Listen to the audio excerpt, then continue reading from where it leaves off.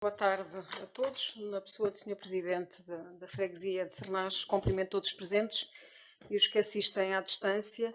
Eu vou desde já dizer que vou ultrapassar os 5 minutos, mas peço alguma tolerância, porque acho que o assunto é importante e antes de férias era conveniente que ficasse devidamente encerrado. Ainda antes disso, 2 ou 3 notas relativamente aos comentários que aqui foram feitos.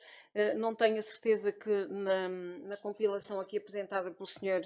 Vereador Miguel Fonseca tenham sido incluídas as 2 candidaturas a edifícios municipais e por isso gostaria de deixar aqui uma nota que submetemos uma candidatura para reabilitação do Passos de Concelho, primeira fase, no valor de superior, ou seja, o pedido de mais de 1 milhão de euros. Mas também um assunto que interessa muito aqui ao Sr. Vereador Francisco Queiroz, submetemos também candidatura para o Arquivo Municipal, para a construção do Arquivo Municipal em Eiras, aproveitando um projeto que já vinha do passado e que apenas foi atualizado, cujo valor se prevê de 4,1 milhões de euros e poderá ser financiado a 60%, ou seja, 2,4 milhões de euros. Por isso fica aqui esta nota em complemento. Em relação à obra da Rua da Mina, eu já tinha dito, na verdade, a Câmara Municipal já aprovou esse projeto, mas a execução fica a cargo das Águas de Coimbra. Portanto, compete agora a essa empresa municipal levar a cabo a respectiva obra e depois, no final, a Câmara, ao abrigo do protocolo que existe desde 2005, fará o respectivo pagamento a posteriori. Em relação ao Sr. Vereador Hernani Caniço, pois naturalmente temos muitas ruas a precisar de reabilitação e repavimentação. A Coraça de Lisboa posso assegurar que estamos neste momento a fazer um projeto de requalificação, porque acho que não é só repavimentar, é importante pensarmos essencialmente na componente pedonal, que ali não é nada acarinhada e pior do que isso, está sempre sujeita a grandes riscos por parte da circulação. Portanto, estamos a fazer um projeto mais voltado para a componente pedonal. A rotunda do Papa foi objeto já de um anteprojeto que já foi aprovado por mim e que abrange desde o Polo 1, Praça Dom Dinis, até toda a zona da penitenciária, a Rua Tomar, e portanto também será requalificada assim que houver financiamento. Convenhamos, este é um daqueles projetos que temos previsto candidatar ao PT 2030 quando abrirem as respectivas escolas. Alexandre Herculano, os problemas que ali temos têm a ver com a consolidação de uma obra que foi feita pelas Águas de Coimbra, que ainda não foi recepcionada em termos definitivos, portanto, terá que competir a esta empresa prever, ou melhor, exigir a sua reposição, ou pelo menos regularização. Lourenço Almeida Azevedo, nem vale a pena pensarmos numa rua que vai ser intervencionada no âmbito das obras do Metro Mondego, portanto seria deitar dinheiro fora estar a fazer aqui algum tipo de intervenção. De qualquer das maneiras, temos muitas ruas a precisar, não vou dizer que não há dinheiro, infelizmente, para tudo, temos que priorizar muitas das vezes estas medidas de intervenção. E agora sim, então faria a minha intervenção, que vou dedicar à alta velocidade, e como o prazo termina no dia 31, seria importante deixar aqui aquela que será a posição e que é a posição da Câmara Municipal. A alta velocidade apresenta-se como um projeto estruturante e crucial ao desenvolvimento sustentado da cidade de Coimbra e da sua região. O estudo prévio associado ao processo de estudo de impacto ambiental encontra-se em fase de discussão pública até ao próximo dia 31 de julho, em estreita colaboração com as uniões de freguesia de São Martinho e Ribeira de Frades e de Taveira, Meal e Erzila. Participei em 2 sessões públicas dirigidas à população. Em complemento, participei ainda na sessão de apresentação ocorrida no passado dia 12 de julho na Ordem dos Engenheiros da Região Norte, no Porto, e no dia 13, na sessão organizada pela APA, que ocorreu na IPDJ, em Coimbra, onde marcaram também presença os responsáveis das infraestruturas de Portugal. No passado dia 19, a Câmara Municipal participou ainda numa reunião da CIM, onde se procurou concertar uma posição dos vários municípios envolvidos.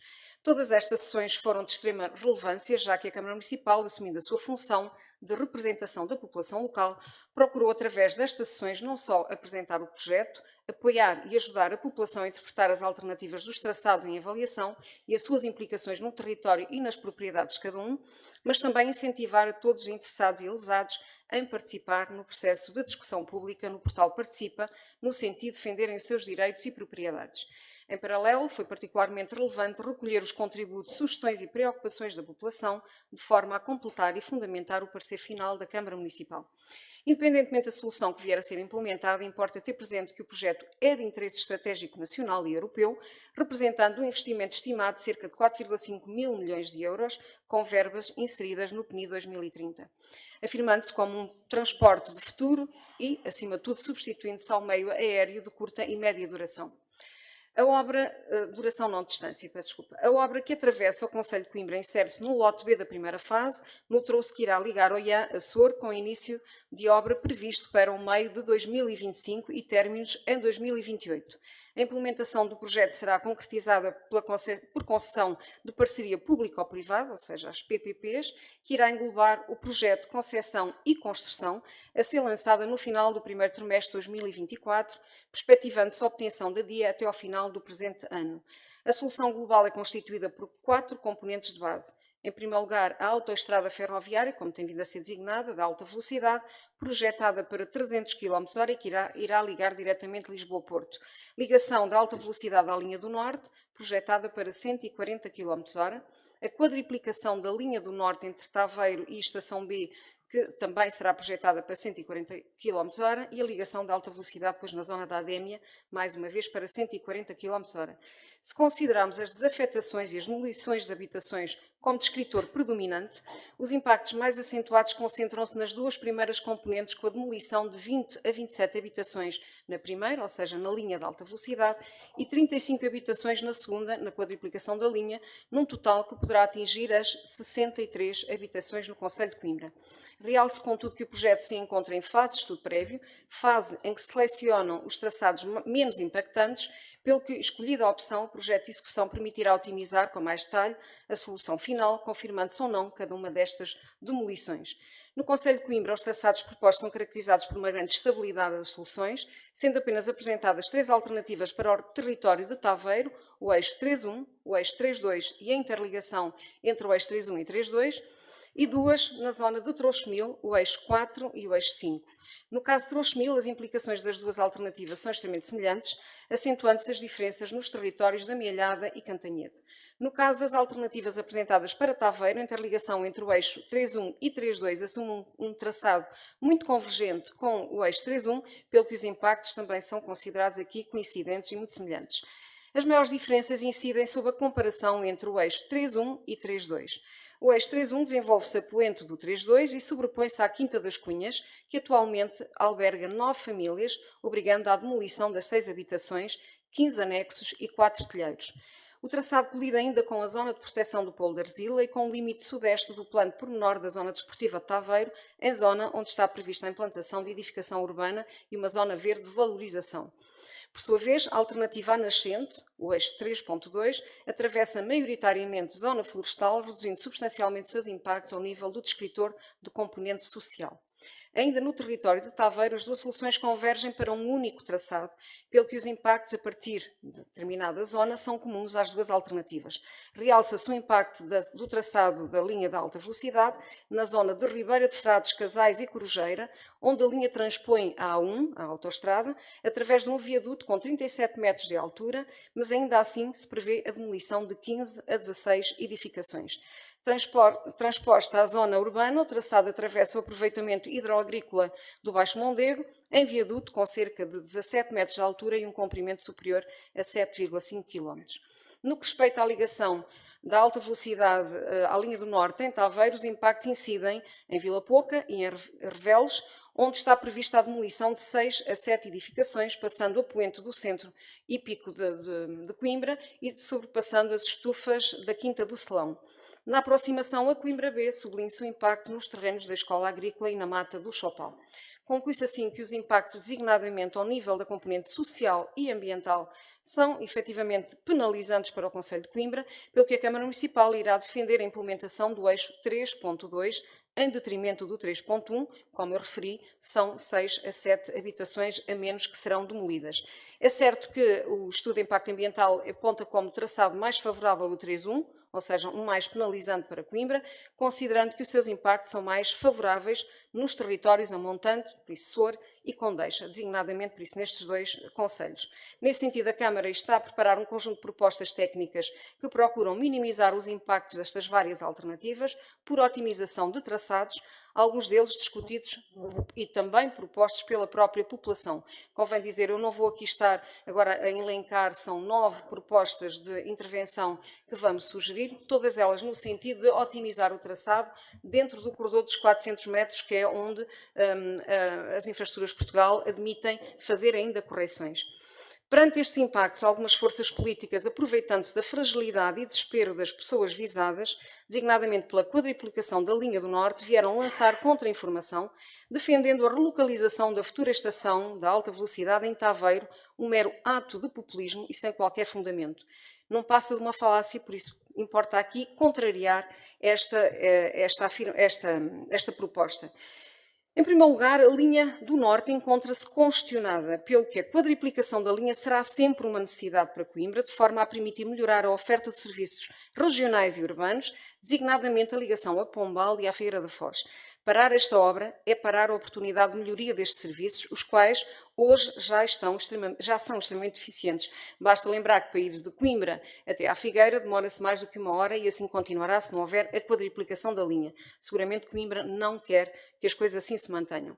Por outro lado, a paragem da alta velocidade em Taveiro não responde à necessidade basilar de qualquer estação intermodal. É em Coimbra B confluem todos os modos alternativos de mobilidade, sendo ainda compatível com os modos ambientalmente sustentáveis, como é o caso do metrobus, a rede expresso, bicicletas, trotinetas e até as deslocações a pé, porque, como tem vindo a ser defendido pelo Sr. Arquiteto Busquet, a estação de Coimbra B está a 10 a 15 minutos a andar a pé, através, nomeadamente, da zona ribeirinha.